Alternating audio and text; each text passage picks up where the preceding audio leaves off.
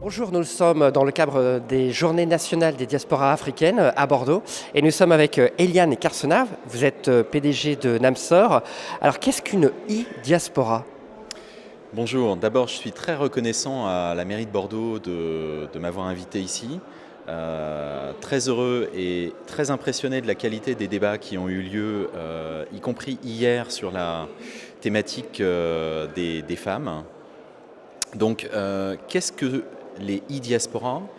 Les diasporas ont toujours existé, bien sûr.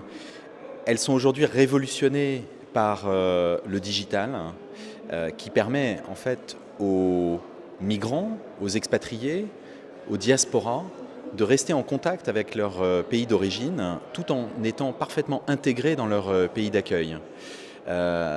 Les e-diasporas, c'est un concept qui a été imaginé, qui a été vu par une chercheuse des MSH et de ParisTech Télécom, Madame Dana Diminescu, que j'ai eu l'occasion de rencontrer lors du ODS de la société Orange, et par lequel elle analysait les présences de la diaspora sur le web et qui permettent justement à ces populations de rester en lien avec leur pays d'origine, et pour chaque pays en ayant une topologie particulière.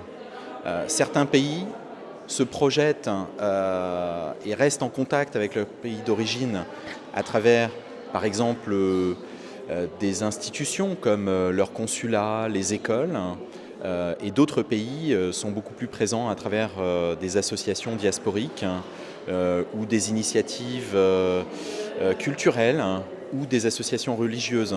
Et chaque pays, en fait, a une topologie tout à fait particulière. Par rapport à cette thématique des e-diasporas, Namsor a encore un petit peu révolutionné cette thématique, puisque nous, on va travailler principalement sur les aspects de démographie et être capable de cartographier les diasporas.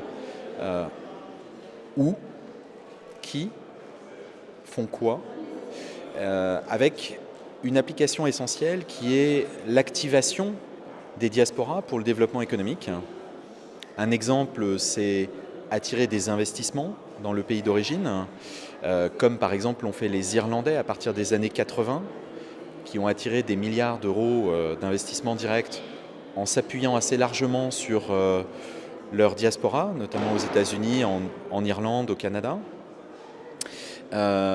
C'est une approche qui intéresse de plus en plus de pays et de manière de plus en plus intégrée aussi entre attirer des investissements, attirer des talents, voire attirer des startups qui sont déjà tout à fait constituées et qui vont permettre un développement rapide du pays. Que révèlent les cartographies des diasporas entre France et Afrique ? Alors, sur l'Afrique, on a eu l'occasion de travailler sur deux projets pour l'instant. Le premier, c'est la Tunisie, j'en toucherai un mot un petit peu plus long. Le second, c'était les investissements vers des pays d'Afrique anglophones, à travers un projet qui s'appelle Home Strings de Diaspora Bonds.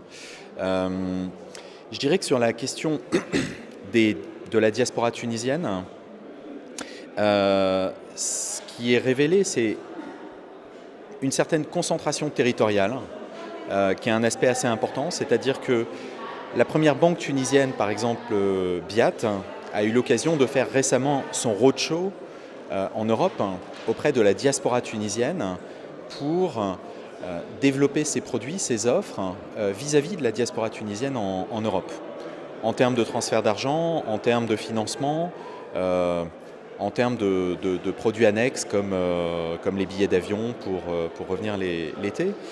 Et ce roadshow a pu être priorisé par rapport aux présences territoriales de ces diasporas.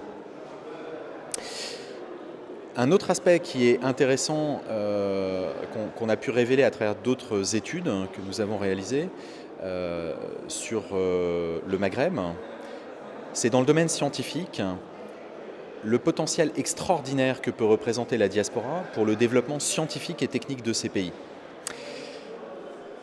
le Maroc, l'Algérie, la Tunisie sont des pays qui, en tant que puissance scientifique, n'existent pas encore.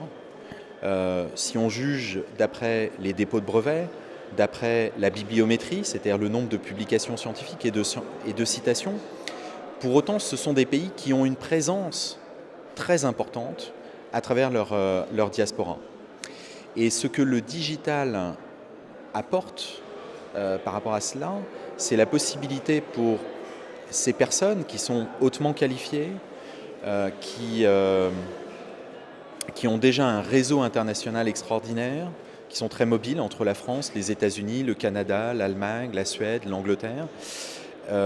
C'est la possibilité de coopérer avec leur pays d'origine sans pour autant se réinstaller dans leur pays d'origine, mais à travers, par exemple, la coopération universitaire, des projets universitaires communs, des copublications scientifiques ou le fait de mieux connaître la science qui émerge dans leur pays d'origine et qu'ils vont pouvoir citer par leurs travaux.